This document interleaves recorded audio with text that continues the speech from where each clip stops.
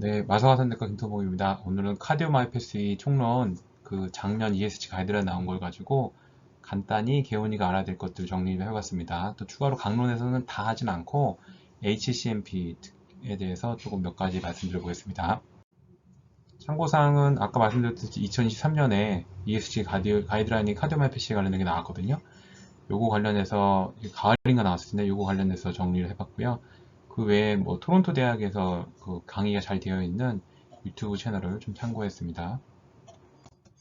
자, 일단은 카디오바이오패시가 오게 되는 그 클리니컬 시나리오가 있는데요. 크게 세 가지가 있습니다. 심톰을 가지고 온 경우, 또는 두 번째는 인시덴탈 파인딩으로 우연히 검진이나 이렇게 스크린하다가 발견된 경우, 세 번째는 이게 유전자적인 제네틱한 팩터가 있어서 진단된 가족들 스크린하는 경우가 있겠습니다. 그래서 이런 시나리오 가지고 환자가 오게 되면 일단 환자는 에코나를 하겠죠. 에코에서 모폴로지컬하게 펑셔널 캐릭터라이저를 보게 되고, 그 다음에 추가적으로 어디셔널 트레이스를 조사하게 되는데 어리드미아가 있는지 컨덕션 디지가 있는지 보고, 또 가계도 조사를 하게 되고, 제네틱한 테스트, 그 다음에 심장 외에 다른 인볼브먼트 있는지, 그리고 랩 마커라든지 패솔로지를 보게 됩니다.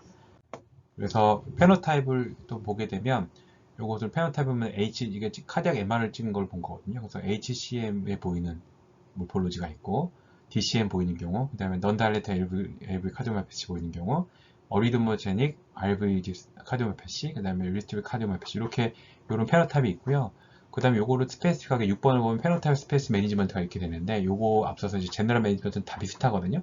일단 증상 매니지먼트가 약물 치료, 그다음 메카니컬 서큘레이터리 서포트나 이제 심 이식 같은 경우, 두 번째는 이제 패밀리 스크리닝을 꼭 해야겠죠. 그리고 제네틱 테스트를 하고 카운셀링하고, 그 다음에 이게 서든 카디악 데스를 쓰잖아요. 그 서든 카디악 데스 리스크가 있는지 위험자 봐서 ICD를 넣든지 말지 결정하는 거. 그 다음에 스트로크가 또 생길 수 있어서 스럼버 엠볼리 프로필락시스가 또 중요하게 되겠습니다. 그 다음에 라이프 스타일 같은 경우에는 운동 교육이라든지 임신 같은 경우, 그 다음에 뭐 학교, 그 다음에 취업 이런 거, 정신과적인 서포트를 해야 되는 게 기본이고, 그 외에 HCMP 같은 경우는 스페시픽하게 뭐 LVOT 매니지먼트라든지 서든 카디악 데스 리스크 프레딕션이 필요하고, DCM 같은 경우에는 이게 GDMT가 이게 그냥 별거 아니고 가이드라인 다이렉트 메디컬 세라피거든요. 그러니까 하트 페일러에 대한 메디컬 세라피를 하고 에티올로지 스페시픽한 서든 카디악 데스 리스크 프레딕션 한다. 이런 거는 뭐 다른 질환에 뭐 넌 다이렉트 LV 카디오마이패스라든지 뭐 RCM 같은 거 다 비슷하게 되겠습니다. 그래서 이게 예전에는 그냥 페노타입 가지고 뭐 특정한 뭐 DCM이다, HCMP다 이렇게 딱딱딱 정했는데, 요즘에 그렇게 진단하지 않는다는 게 이제 알아야 될 포인트가 되겠습니다. 다음에 보면 이제 조금 더 구체적으로 보면 클리닉 시나리오가 이제 환자가 심텀이 있을 때 체스트페인이나 디스니아, 팔피테이션, 싱크업이나 프리시컵 같은 경우 카디악 어레스트로 왔을 때, 그다음에 인스테카 파인딩으로 왔을 때 머머라든지 부정맥, EKG 이상 소견, 또는 패밀리 스크리닝에서 온다고 했죠. 이렇게 왔을 때 에코를 해가지고 하이퍼트로피 했는지 다일레이션 있는지, 아니면 시스톨이나 다이스톨 디스펑션 있는지 보게 되고, 그 다음에 카디악 MR 같은 걸 해가지고 이게 뭐 스카가 있는지 벤트리클에 이런 걸 보게 됩니다. 그래서 이제 페노타입으로는 이렇게 여러 가지 HCM, DCM, ARVC, RCM, 넌다이렉트 LV 카드머시 이렇게 보게 되고, 그리고 어디셔널 트레이트 조사를 해가지고 페디그리 조사, 제네틱 테스트를 해가지고 결국에는 이게 통합적으로 진단되는 게, 예전에는 그냥 페노타입으로 그냥 진단하는 경우가 끝나기 쉬웠는데 요즘 그렇지 않고 페노타입 베이스드 인테그레이티드 에티올로지 다이어스라고 전반적으로 다 보게 되는 거죠. 그래서 이제 카디악 에코로 페노타입 보는 거가 진단의 끝이 아니라 이제 진단 시작이다. 이게 포인트가 되겠습니다. 그래서 예시를 보겠습니다. 17세 메일이 팔피텐션이 왔고요. 패밀리 히스토리에 서든 카디아데스가 있습니다. 그리고 피지컬에서 특별한 게 없었고요. 그래서 MR을 보고 MR이나 에코를 봤더니 넌 다이렉트 LV가 보고 EF가 55로 조금 떨어지는 듯 하고 서브 에피서 스카가 있더라 라고 되는 거죠. 그러면 그전에는 이거 가지고 이제 어리드 모델이 RV 카디오마이패스라든지 아니면은 그 어리드 모델이 카디오마이패시 또는 DCM이라고 했었는데, 요즘에 그렇게 하지 않고 유전자 검사까지 하고 EKG 검사까지 하게 되는 거예요. 그래서 유전자 검사를 했더니 이게 보면 DSP라고 해가지고 여기서 데스모플라킨하고 데스모플라킨의 TRPL 뭐 80번 진에 문제가 있더라라는 게 확인이 되면, 이걸 가지고 진단을 이제 어떻게 되냐면 프로포즈드 맨 마지막 진단을 보게 되면 페노타입 베이스드 인테그럴 어프로치에서 오토노멀 도미넌트의 DSP related non-dilated AV cardiomyopathy phenotype with sub-epilepsy and low normal EF 이렇게 진단이 되는 거죠. 그래서 이 어프로치가 되게 다양해졌다라는 거, 그러니까 좀 인테그레이션 되는 진단으로 간다는 것을 좀 알아야 되겠다라고 말씀드리겠습니다. 자, 그러면 환자의 패스웨이를 보게 되면 아까 말씀드린 거랑 똑같아요. 그래서 태스크포스에서 되게 강조하는 게 시스테믹한 어프로치를 해야 된다는 거죠. 그래서 특정 의심이 될 경우에 그냥 에코로 끝나는 게 아니라는 거죠. 그리고 아까 말씀드렸듯이 카디오마이오패시의 페노타입은 just only beginning이라는 거. 진단의 프로세스의 이제 시작일 뿐에 불구하고 즉각적으로 시스테믹한 서치를 해서 언더라인 에티올로지, 뭐 제네틱한 거든지 어콰이든지 이걸 다 살펴봐야 된다라는 게 요 가이드라인에서 되게 강조하는 게 되겠습니다. 그래서 뭐 계속해서 보면 HCM, DCM 이렇게 있잖아요. 이걸 다 얘기할 필요는 없고 이런 파인딩이 있는데 결국에 오른쪽에 보면 뭐 앤더슨 파브리 디지든지 아밀로이시스든지 사이코메리 HCM이든지 이렇게 진단이 붙는 게 되는 거고요. DCM도 그냥 헤테로진슨 DCM이 아니라 이건 페노타입이고 헤모크로마토시스라든지 포스트 마이오카타이티스라든지 사이코이드시스든지 이런 것들도 DCM으로 형태를 나타낼 수 있다는 거죠. 그래서 진단이 좀 다르다. 진단이 조금씩 더 세분화됐다. 헤테로진슨 질환군이 이제 제네틱 스터디와 카디악 MR의 진단으로 도움으로 이렇게 스페시해졌다라고 알고 계시면 되겠습니다. 나머지도 마찬가지고요. 이거를 제가 다 얘기할 필요 없고 이거 참고하시면 되겠습니다. 그래서 이제 제너럴 프린시플 원칙을 보게 되면 카디오마이오패시의 원칙 첫 번째 심텀을 평가하는 거예요. 그래서 심텀을 평가하는데 대부분 서브트락에 스트럭처럴 업노발리가 있는 경우에는 대부분 에이심토마틱하고 노멀 라이프 스팬을 갖는다는 거고, 근데 일부에서 심텀이 이제 생기는데 이게 ECG에 이상이 있거나 아니면 DCG가 이제 어떤 증거가 보이는 거죠. 그래서 타키미아, 푸어 오럴 피딩, 그다음에 엑세시브 스웨팅, 그다음에 페일러 투 스프라이브가 보이게 되고, 뭐 소아부터 청소년과 어른까지 그래서 패티가 있거나 디스미아가 있거나 또는 체스트페인이나 팔피테이션, 싱콥이 생기는 경우가 이제 조금씩 생기는 게 되겠죠. 그래서 이런 심텀을 평가해야 된다라는 거, 심텀면을 꼭 잊지 말아야 되고, 그래서 여기서는 이제 2D 에코와 카디오 에코, 도플러 에코 당연히 필요하고요. 이거 에코 ECG도 그냥 12리드 ECG뿐 아니라 엠블레이터리 ECG가 필요하겠어요. 그래서 요게 이제 심텀을 일으키는 거와 잘 연관을 지어봐야겠다라는 거. 그 다음에 이제 두 번째가 하트 페일러 매니지먼트는 이제 뭐 복잡하게 써 있는데 대부분 비슷하다고 보면 됩니다. 그래서 이제 스페시픽한 카디오마이오패시에 따라서 조금 강론에서 또 얘기를 하겠지만 전반적으로 뭐 래프다, 하프 래프다 그러면은 우리가 보통 쓰는 MRA, 뭐 AC 안이 MRA, SGL2로 쓸 수 있다는 거고요. 하프 페프 같은 경우에는 non-obstructed HCF나 RCM, 아밀로시스에서 기존 치료도 사용이 가능하다라고 알면 되겠고, 저희가 아밀로시스나 뭐 RCM을 치료할 거 아니니까 뭐 대충 이렇게 돌아간다고 알고 있으면 될 것 같습니다. 자, 그 다음에 또 하나가 이제 아트리얼 어리즈미아를 잘 매니지먼트를 해야 되거든요. 이게 이제 아트리얼 피브레이션이 모든 HCMP, 모든 카디오마이오패시의 서브타입에 통틀어서 가장 흔한 어리드미아고요. 이게 카디오 앰플 리스크도 올리고 하트 페일러 데스까지 올리는 리스크를 올리는 게 되겠습니다. 그래서 아테리얼 리듬을 꼭 모니터를 해야 된다라는 거. 그래서 안티코아라지 같은 경우에도 이게 되게 안 좋거든요. 그래서 스룸보 엠볼리 리스크가 되게 카디오마이오패시 페노타입에 따라 다르지만 아밀로시스든지 HCMP라든지 RCM 같은 경우에는 스트로크의 리스크가 올라간다고 알고 있으면 됩니다. 그래서 제가 강론에서 얘기하던 HCM도 HCM이 있으면서 APB 있다라고 하면은 차드바스 스코어에 관계없이 프로필라틱 안티코아글리션을 레코멘데이션 하고 있습니다. 그리고 또 추가로 왼쪽 아래 보면은 APB 있으면서 카디오마이오패시가 있는데 뭐 나이가 많다든지 아니면 어드밴스 니아클래스 심텀이 있다든지 스트로크나 TIE 또는 하이퍼텐션과 DM 같은 다른 디지가 있으면 코모비티가 있으면 APB에 대한 리스크가 더 올라간다는 거 챙겨봐야겠습니다. 그래서 AP가 있으면 요게 있으면 당연히 차드바스크가 올라가니까 HCMP나 카디오마이오패시 관계없이 차드바스크에 준해서 쓰면 되고, 다만 HCMP가 있다면 차드바스크와 관계없이 프로피트라에게 노악을 쓴다라고 알고 계시면 되겠습니다. 레이트 컨트롤도 이게 스트레이트 레이트 컨트롤하고 루즈하게 하는 컨트롤하고 이렇게 베네핏 차이가 없었거든요. 그래서 80 이하로 꼭 할 필요는 없고 110 정도로만 해도 되겠다라고 알고 계시면 되겠고, 이걸 리듬 컨트롤도 중요하거든요. 리듬 컨트롤은 APIP 같은 경우가 카디오마이오패시가 이제 악화되는 원인 중에 APIP 리듬이거든요. 그래서 보통 우리가 리듬 컨트롤하지 않고 레이트 컨트롤만 되지 않겠냐고 생각할 수 있지만, 카디오마이오패시가 있는 경우에는 AV 필링을 아트리에가 컨트롤션 잘 못해서 필링을 못하게 만들잖아요. APB 있으면. 그래서 레이트 컨트롤뿐 아니라 리듬 컨트롤도 적극적으로 하는 게 좋겠다라는 거, 요거를 좀 알고 있으면 좋겠습니다. 그래서 요거 보면 therefore 나와있죠. 그래서 maintenance sinus 리듬이 highly desirable 하다. 그래서 리듬 컨트롤을 되게 프리퍼 한다는 거, 이것도 알고 계셔야 되겠습니다. 그 다음에 요거는 강론에서 뭐 이제 보시면 각 카드 마이펫시별로 이제 APB의 프리밸런스와 애뉴얼 인시던트가 나오거든요. 그래서 이제 APB, HCMP 같은 경우에는 뭐 17에 39%가 동반이 돼 있고 애뉴얼이 한 2.8에 4.8%가 생긴다라고 되어 있기 때문에 HCMP 환자를 뭐 LVOT 없어진 없고 증상이 없어 팔로우 하더라도 꼭 앰뷸레이터 ECG를 꼭 봐야겠다라는 거, 이걸 또 챙겨야 되겠고, 이게 생긴다 그러면 노악을 쓰고 가급적 리듬 컨트롤 하기 위해서 리퍼를 하는 게 맞겠죠. 그 외에 DCM이라든지 밑에 것들은 참고하시면 되겠고요. 자, 그래서 이제 또 루틴 팔로업을 보게 되면 아까 말씀드린 대로 심톤도 봐야 되죠. 그 다음에 리듬도 봐야 되고 레이트도 봐야겠죠. 그래서 이제 12리드 EKG와 에코를 이걸 1, 2년에 한 번씩 하고 앰뷸레이터를 EKG도 every 1, 2년마다 하라 라고 되어 있습니다.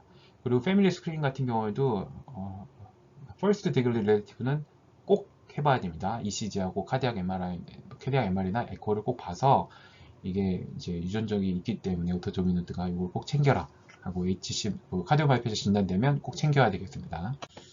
다음 이제 스페시픽 서브 타입에서 보면 이제 다른 건 안 나고 HCMP에서만 할 텐데 HCMP 진단 기준은 여기 보시면 LV월 스크리닝이 15mm 이상일 때라고 되고 is not explained solely by loading condition이라고 되어 있잖아요. 그러니까 이게 뭐냐면 LV가 이게 15mm가 이상이는데 이거를 설명할 만한 다른 특별한 컨디션 없을 때입니다. 그래서 아울식 스테노식스가 있다든지 아니면 하이퍼텐션 심화되든지 해서 15mm 높은 거 가지고 뭐 MR도 없고 LVOT도 없는데 LV월 시퀀스가 15mm만 있다고 해서 HCMP로 진단하지 않는다는 거.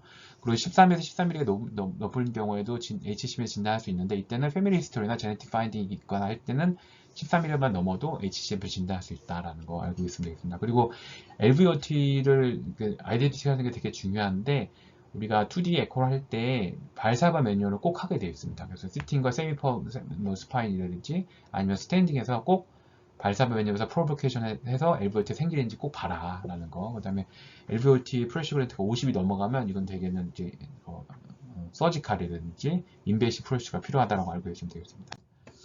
자, 이거는 이제 하이퍼트로픽 카디오마이오패시에서 특별한 원인이 있거든요. 여기 보시면 하이퍼텐션은 없죠. 아밀로디스가 여기 많이 있고 아밀로디스는 우리도 가끔 보니까 그 외에 여러 가지 진도가 있는데 이걸 다 우리가 알 필요는 없을 것 같고 어쨌든 여기에는 하이퍼텐션 없죠. 그래서 하이퍼텐션에 의한 뭐 벽이 두꺼운 거 가지고 HCMP라고 하지 않는다라는 거 알고 있으면 되겠습니다. 자, 이거는 이제 2D 도플러 에코를 했을 때 레스팅과 발사바 매뉴버 스탠딩 꼭 하라고 되어 있죠. 이랬을 때 프로보크트 피크트 LVOT가 50이 넘잖아요. 그러면은 이거는 LVOT 매니지먼트를 해야 됩니다. 그래서 우리가 이건 볼 당일 아니고 LVOT가 프로보케이션 했을 때 50이 넘는다 하면 당연히 리포를 해야 되겠고 또는 LVOT가 넘지 않더라도 심토마틱하다 라고 하면은 이거는 이제 스트레스 에코를 해야하기 때문에 이것도 리포를 하는 게 맞겠습니다. 다만 이제 LVOT를 맥시멈 프로보케이션 해도 50이 안 넘거나 심텀도 없는 경우에는 에코를 1년마다 팔로우는 해볼 수 있겠다라고 알고 있으면 되겠고 LVOT 프레시그랜드가 50이 넘는다는 건 우리가 그 프레시그랜드 제곱의 4V 제곱이라고 알고 있잖아요. 이거를 2V 제곱으로 보면 이제 Vmax가 3.5가 되면 2V면 7이잖아요. 그 7, 7이 49가 되니까 대충 Vmax가 3.5가 넘어가면 프레시 그레디언트가 50이 넘겠다라고 알고 있으면 되겠습니다. 그래서 Vmax 그레디언트가 3.5가 넘는다. 그럼 이거는 서지컬 인터벤션이 필요할 수 있고 의뢰를 해야겠다. 심텀이 없더라도 그렇게 알고 계시면 되겠고 그리고 제네틱 카스트 같은 경우에는 오토널 도미넌트고 50%가 이렇게 동반된다는 거 알고 있으면 되겠고 대부분의 환자의 경우 HCP 같은 경우는 에이심토마틱하다. 그리고 노멀 라이프 스타일을 갖고 있다라는 거. 그래서 너무 겁먹을 필요 없다라는 거 알고 계시면 되겠고 심톰과 컴플리케이션을 매니지먼트 할 때는 약물과 수술이나 알코올 어블레이션이 있겠다라고 그 다음에 그 외에 LVOT가 없더라도 어리디미아를 잘 매니지먼트 하는 것 그리고 안자이나가 동반될 수 있거든요. 그래서 요거를 잘 치료해야 한다라고 알고 계시면 되겠습니다. 자, 요건 이제 별표 표시를 했는데 자, 보시면 환자가 이제 하트 페일리어 증상이 있어요. 니아클로스 투술이 했는데 이 하트 페일리어 증상이 ATD 있는데 APB 있어요. 그러면 당연히 이 사람은 HCMP 했습니다. 이거는 HCMP나 APB 있으면 당연히 안티코에이션 해야 되고요. 웨이트 컨트롤과 리듬 컨트롤이 필요하다. 왜냐하면 사이너스 리듬을 돌아오는 것이 LV 필링은 높게 해주니까. LV 필링이 떨어지게 되면 당연히 이 LV 챔버가 작아지니까 LV 카드와 앞이 떨어질 거 아니에요. 그러니까 HCMP에서는 LV 필링을 잘 채워주기 위해서 아트리얼 키킹이 잘 될 수 있도록 사이너스 리듬을 꼭 챙겨야겠다. 그래서 레이트 컨트롤, 리드 컨트롤. 그럼 리드 컨트롤하면 저희가 어쨌든 보내야겠죠. 근데 안티 컬리전은 시작하고 보낼 수 있겠다라는 거고, APIP도 없다. 근데 하트 페일러 니아크스 2, 3가 있다라고 했을 때는 LVOT 프로보크 테스트를 했을 때 50이 넘지 않는다 라고 하면 EF에 따라서 이걸 할 수 있어요. 그래서 50이 넘으면 베타 블로커를 뭐 편하게 쓸 수 있고요. 50이 안 되면 베타 블로커를 조금씩 늘려야겠죠. 하트 페일러 준에서. 그리고 ACLB, MRI, RNE, 그다음에 SGL2, 그다음에 로드 다이렉트 쓸 수 있다는 거죠. 그래서 로드 다이렉트스를 저도 이제 놓친 면이 있었는데, 예전에 그 HCMP가 있으면 LV 필링 프레셔가 LV 카드 아웃풋이 떨어지니까 우리가 프리로드를 줄일 수 있는 베타 다이렉트스는 무조건 금기다라고 이제 학생 때 무조건 알고 있었고, 저도 경험이 없을 때 그렇게 놓쳤었는데, 그게 아니라 LVOT의 프레셔 그란트가 50이 넘지 않고 LVOT가 없잖아요. 그러면 이게 LVOT에 의한 환자의 디스미아가 아닐 수 있다는 거죠. 하트 페일러에 의한 증상일 수 있기 때문에 이런 경우에는 베타 블로커를 막 능량하기보다는 볼륨을 오히려 줄여서, LVOT가 없으니까 볼륨을 오히려 줄이고 하트 페일러 매니지먼트를 하게 되면, 로드 다이렉트를 쓰게 되면 오히려 환자는 하트 페일러 증상이 좋아지면 심텀이 좋아질 수 있다라는 거죠. 그래서 그 HCMP가 의심이 됐을 때 환자가 숨이 차면 HCMP 자체 때문에 숨찬 건지, 또는 하트 페일러 때문에 숨찬 건지, 또는 그 안자이나가 동반돼서 숨찬 건지 잘 구분을 잘 해봐야겠다는 거죠. 그래서 EF가 50이 더 미만이면 특히나 그 아이노트로픽 이펙트, 네가티브한 아이노트로픽 이펙트하는 베타 블로커를 너무 세게 올리면 오히려 환자는 어지럽고 숨차고 답답할 수 있다라는 거. 그 다음에 50만원 넘어가면 베타 블로커를 편하게 쓸 수 있고, 역시 로드 다이렉트 쓸 수 있겠다. 이게 안 되면 그 다음에 뭐 이제 뭐 메카니컬한 치료과 서큘레이트 서포트나 카디악 트랜스플란테이션을 고려할 수 있겠다라는 거죠. 자, 그래서 이제 매니지먼트 보면 이제 LVOT가 있는 경우에 매니지먼트 보게요. 그러면 이제 LVOT가 있다는 건 뭐냐면 진단은 30일 기준입니다. 그래서 30일 기준 했을 때도 여기 제가 오른쪽 위에 보여주세요. 대강 Vmax가 2.7이라고 하면은 2.7 곱하기 2 하면 5.4잖아요. 그 5.4의 제곱이 29.1이거든요. 그래서 대충 Vmax가 2.7이 넘는다 그러면 이제 30이 되는 거고, 이러면은 LVOT 있다라고 보는 겁니다. 그래서 이제 2.7을 꼭 외우셔야 돼요. 2.7, 3.5. 그래서 2.7 넘으면 LVOT 있다. 그 3.5가 넘어가면 이건 서지컬, 인베이시브 프로시가 필요할 수 있겠다라고 알고 계시면 되겠습니다. 그래서 제너럴 매니저 이제 특별 이제 다음 거 보면은 LVOT가 있는 모든 환자는 디하이드레이션과 알코올 컨섬션을 줄여야 되고요. 웨이트 로스가 반드시 필요합니다라는 거 알고 있어야 되고, 이렇게 LVOT가 있는 경우에는 나이트레이트라든지 뭐 포스포다이에스트레 타입 5 이니비터 같은 거 이런 것도 쓰면 안 되겠죠. 이러면은 LVOT를 엑사템플이 되기 때문에 안 좋게 되겠죠. 그리고 뉴온세스라든지 뭐 그전부터 있던 APB 컨트롤 안 된다. 그러면은 뭐 어떻게 되세요? 아트리얼 키킹이 안 되니까 LV의 카디악 아웃풋이 더 주게 되죠. 그래서 LVOT 있는 데가 더 주게 되면 위험하게 됩니다. 그래서 이거는 아주 즉각적으로 사이너스 리듬을 돌리도록 리듬 컨트롤 적극적으로 해라 라고 알고 되겠습니다. 그래서 LVOT는 30, 2.7, 30 알고 계시면 됩니다. 자, 여기는 이제 50이 넘었어요. 이런 경우에는 심텀이 있으면 베타 블로커를 쓰겠죠. 근데 50이 넘으면 특히 인베이시브 어프로치죠. 수술을 하든지 아니면 septum에다 알코올 어브레이션이 필요하거든요. 그래서 이거는 우리가 볼 환자는 아니다. 50이 넘으면 보내야겠다. 알고 계시면 되겠습니다. 자, 그럼 보낼 때, 수술할 때 보면 이게 우리한테 많은 감별 포인트를 주거든요. 환자가 HCMP가 있는데 증상이 나빠졌어. 근데 증상이 나빠진 게 이게 HCMP, 그러니까 LVOT 옵서션 나빠져서 생긴 건지 아니면 다른 것 때문에 생겼는지 평가해보는 게 좋겠죠. 그래서 뭐 비만이 생겼다든지 아니면 뭐 COPD가 생겼다든지 아스마 생겼거든요. 그래서 호흡기 장애 없는지, 그 다음에 코로나리 안자에 생긴 건 아닌지, 아니면 어네미아 생겼다든지, 아니면 사이로 톡시커시스라든지 사이로 디지가 있는지, 그 다음에 부정맥 생긴 건지, 약물 부작용 때문에 그런 건지, 뭐 약물 부작용 같은 경우도 부종 생기면 또 나빠지잖아요. 예를 들면 뭐 그 당뇨약에서 뭐 액토스 같은 거, 그다음 시스템 디지리가 있는데든지 이런 게 동반되어 있으면 다른 설명할 만한 증상을 따로 설명한 평가인지를 꼭 챙겨봐야겠다라는 거. 그 외에 이제 뭐 LVOT의 옵스턴의 메커니즘은 뭐 쇠나 관련된 건지 미드캡이 좁아진 건지 서브 아우팅 멤브레인이 있는 건지 아티스트 이제 이거는 이제 수술할 때 고려하게 되는 거고 우리가 이런 거까지는 알 필요 없을 것 같고 처음 1번 거 이거는 챙겨보는 게 좋겠습니다. 그다음에 오른쪽에 그림이 있으면 이게 알코올 어블레이션 하는 거거든요. 그래서 이렇게 들어가서 이제 보통 안티르셉툼 베이스 septum에 이렇게 카테터 아타를 알블레이션 하는 건데 요거는 위에 보시면 제가 이제 캡처했는데 18mm 미만일 때 주로 효과가 있고요. 30이 넘어가면 이건 수술을 해야 된다고 되어 있고 오픈하트 할 서저리 할 수 있는 컨디션이 아니다 그러면 알코올 어블레이션 할 수 있겠죠. 그래서 두 개의 그 뭐 더블 블라인드 테스트는 없다고 되어 있어서 어느 게 우월하다기보다는 장단이 있는 프로시저다. 근데 우리가 고민할 건 아니니까 어쨌든 이런 방법이 있다라고 알고 계시면 도움이 될 것 같습니다. 자, 다음에는 LVOT가 없는 경우에 이제 환자가 증상이 있어요. 그럼 이때는 LVOT가 없는데 HCMP인데 증상이 있어. 그럼 이 증상이 뭘까라고 하는 걸 봐야 되죠. 디스미아가 있는데 아까 얘기했듯이 이게 하트 페일러 증상일 수 있다는 거죠. 체스트 페인과 디스 페인인데 이거는 잘 하나씩 까봐야 되는 거예요. 그래서 요거에서 보면 이제 약물 치료는 엘브의 다이스톨 플래셔를 낮춰주는 거죠. 그리고 엘브의 필링을 좋아지는 거고 그래서 레이트를 낮춰주면서 엘브 필링을 좋게 해주고 베타 블록을 쓸 수 있고 그리고 루프다이스를 주의하게 쓸 수 있다라고 되어 있습니다. 왜냐하면 LVOT가 없으니까. 그리고 베타 블로커나 CCB 같은 것도 쓸 수 있는데 이거는 엔제나 라이크 체스펜이 있다라고 하면 안제나 준에서 써볼 수가 있고요. 심지어는 나이트레이트도 조심스럽게 써볼 수 있습니다. 그래서 이제 LVOT가 없다면 밑에 보면은 주의를 가지고 나이트레이트까지도 컨시더 할 수 있다라는 거죠. 그래서 LVOT가 분명히 없는데 환자가 디스니아가 체스펜이 있어. 그러면은 조심스럽게 나이트레이트도 써볼 수 있다. 그리고 이런 경우에는 하트 페일러 증상일 수도 있기 때문에 또 아까 말씀드린 베타 블로커를 무리하게 올리기보다는 볼륨을 좀 빼봐라 라는 거 잊으면 되겠습니다. 자, 그럼 이제 또 하나 이제 큰 대별로 이제 서든 카디악 테스트도 봐야 되잖아요. 서든 카디악 테스트의 프리벤션과 이런 것도 중요한데 이게 애뉴얼 인시던스가 한 1에서 2% 된다고 되어 있고 카디악 스럼버 엠볼리직 리스크도 좀 있습니다. 이것도 카디악 그 서든 카디악 데스의 하나 메인 코즈라는 거. 그래서 안티코레스는 중요하다는 거 알고 있어야 되고 그러면 서든 카디악 테스트의 리스크 팩터를 알아야 되는데 이런 리스크 팩터는 다음과 같이 이것도 중요한데 이게 젊을수록 많습니다. 그래서 나이가 젊다, 나이가 늙은데 HCMP 같아. 그러면 서든 카디악테스트는 되게 낫겠다라고 보시면 됩니다. 그래서 젊은 사람에서 오히려 리스크가 높다라는 거 이거 알고 계셔야 될 것 같고 그다음에 이제 엠블레이터를 ECG 했는데 넌설스테인 VT가 보여.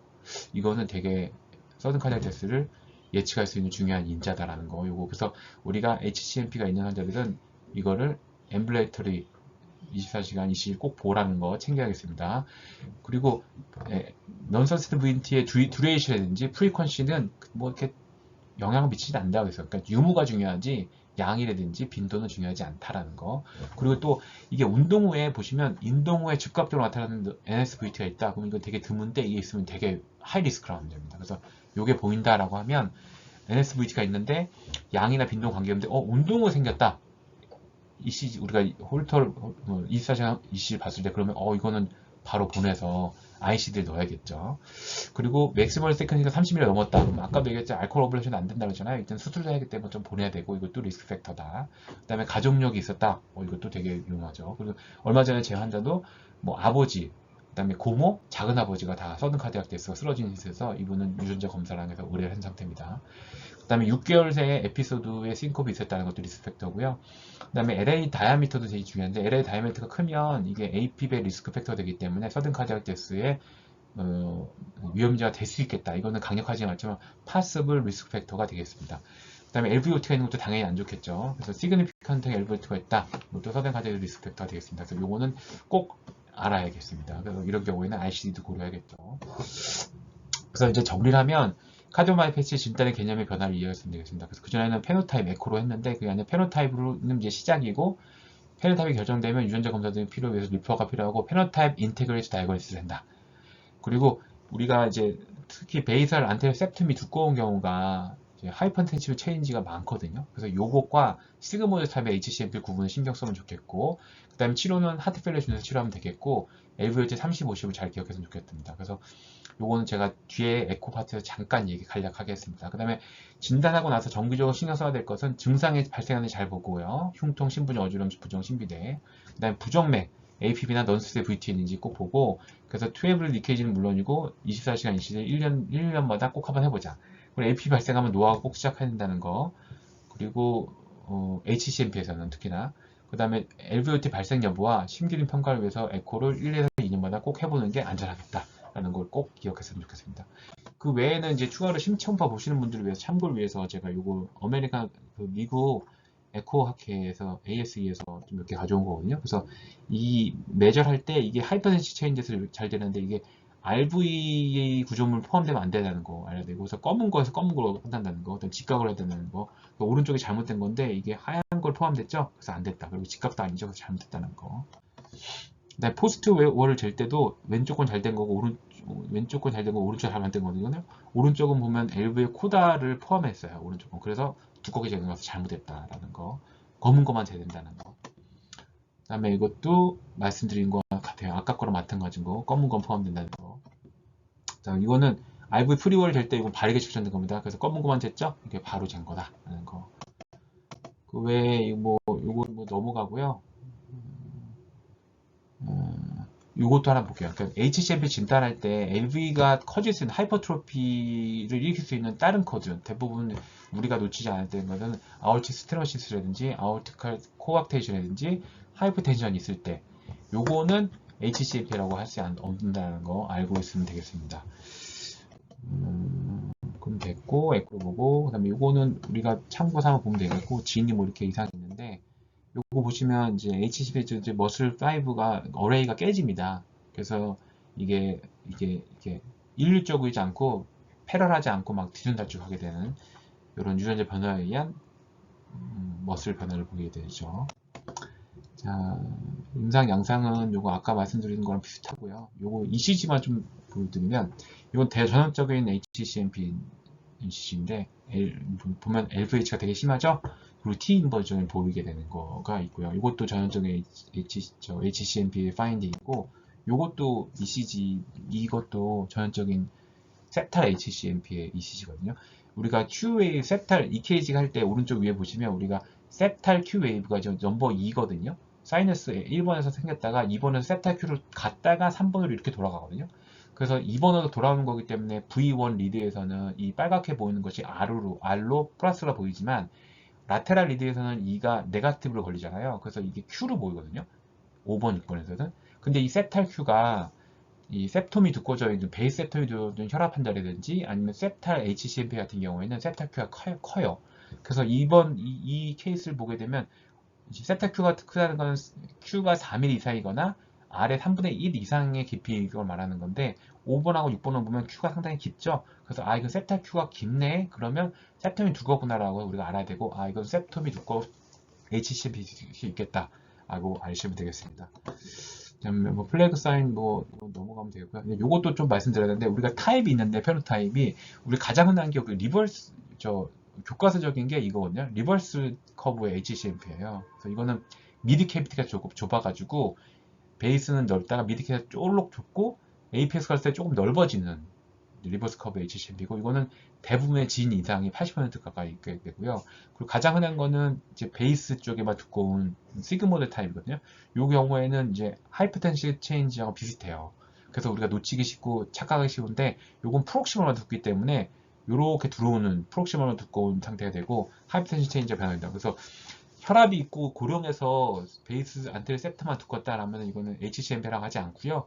이건 하이퍼텐시 체인지, 그냥 베이스 셉탈 하이퍼트로피라고 표현을 하게 되고, 이건 HCMP에서 진단하지 않습니다. 그리고 이거는 유전자 동반도 거의 없고요. 그래서 HCMP라고 하는 경우에 젊은데 베이스 셉텀이 상당히 두껍고 LVAT를 동반하면서 MR이 있다라고 하면은 그때는 혈압도 없으면서 그럴 때는 HCMP, 시그모이드 HCMP를 할 수 있겠죠. 그 다음에 에피카 HCMP 같은 경우는 에이펙스가 두꺼워지면서 이렇게 뾰족해집니다. 그래서 베이스는 넓고 갈수록 좁아지는, 그래서 스페이드 모양으로 이렇게 좁아지는 게 에피카 HCMP고, 뉴트럴은 전반적으로 두꺼워서 놓치기가 매우 드물다라고 알고 있으면 되겠습니다.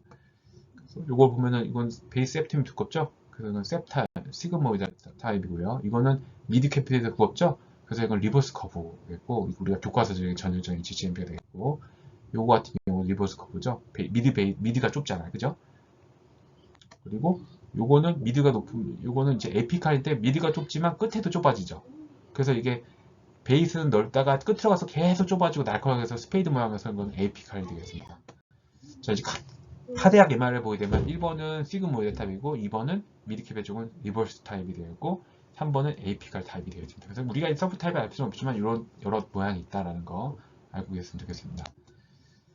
자, 그리고 LVH 했을 때 어디 재는 건 에코에 대한 거니까 넘어가고요. 그리고 패서 피지올로지는 뭐 MR이 꼭 동반이 되면 MR이 대부분 동반이 돼요.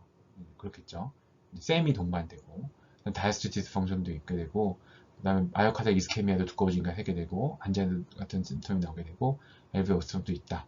그래서 요 HCMP의 패서 피지올로지를 알고 있으면 좋겠습니다. 그래서 아까도 계속 반복했지만 혈압이 있는데 미드 안테르 septum만 두껍고 MR도 없고 다른 게 없다라고 하면 혈압이 있다라고 하면 HCMP를 진단하지 않는다는 거.